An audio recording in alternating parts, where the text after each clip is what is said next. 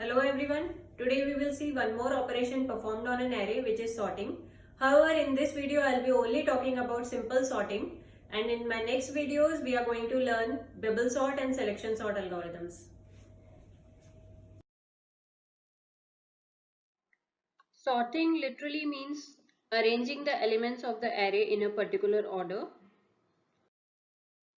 Sorting can be in ascending or descending order in case of an integer array, and it can be in alphabetical order in case of a character array. As you can see here, this is an unsorted array, that is the elements of the array are currently in random order. Then this is the sorted array in which the elements are arranged in ascending order. Now let's see how to achieve this programmatically. This is the C++ code to sort an array. I will include the necessary header files and namespaces, and inside the main function I will write the code to sort an array. So this is the integer array on which sorting will be done, and these are the variables which we will be requiring during the course of the program. Now I will ask the user to enter the actual size of the array. Although the maximum limit is 50, means the maximum number of elements the array can hold is 50, but still user can define the bounds of the upper bound of the array. With the help of this for loop, I will ask the user to enter the elements of the array, and they will be stored on the index position starting from 0 up to the size that user has entered. Then in this piece of code I will print the elements of the array as it is on the screen, I mean in the unsorted order. Next, in this piece of code, the actual sorting of the array will be done. So it will be done with the help of nested for loops.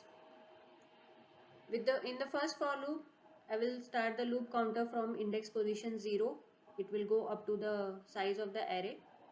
And then here the next for loop will start from the next position of the I. Now in this if loop, the condition will be true if the element at the lower index position is greater than the element at the higher index position. In that case, we have to swap the elements with each other because we are sorting the array in ascending order. So we need the smaller element to appear first.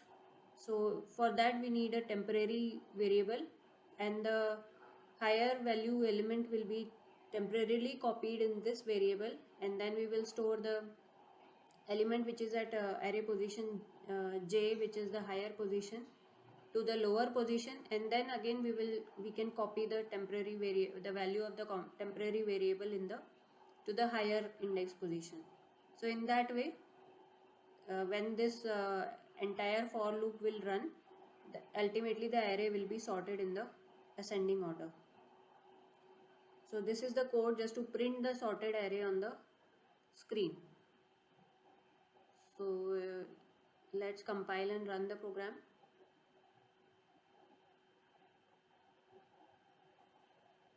Size of the array, let's say 8, element 0,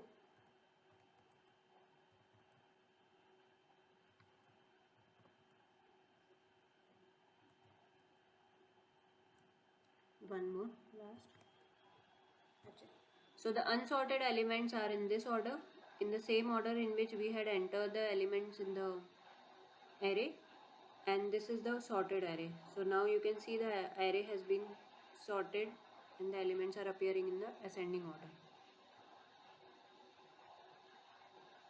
There is one more piece of code in the program which will sort our array in descending order.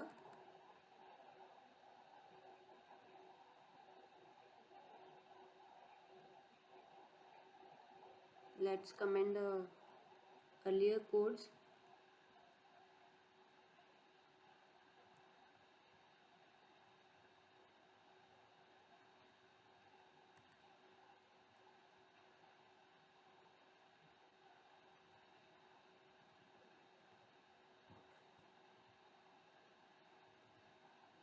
One more. this code should be commented.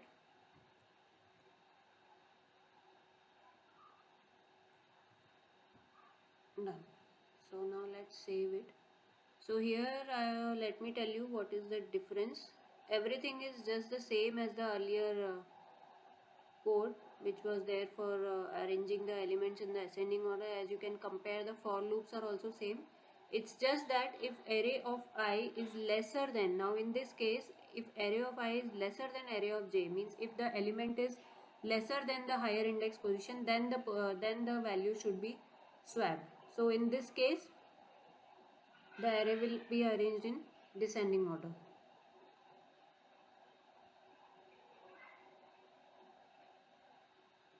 Size of the array this time, let's keep it 6.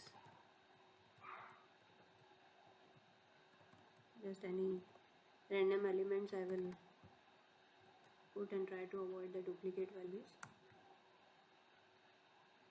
Now here it is this is the unsorted array appearing in the same order as I had entered, and this is the sorted array in the descending order. As you can see, the elements are appearing from higher to lower values.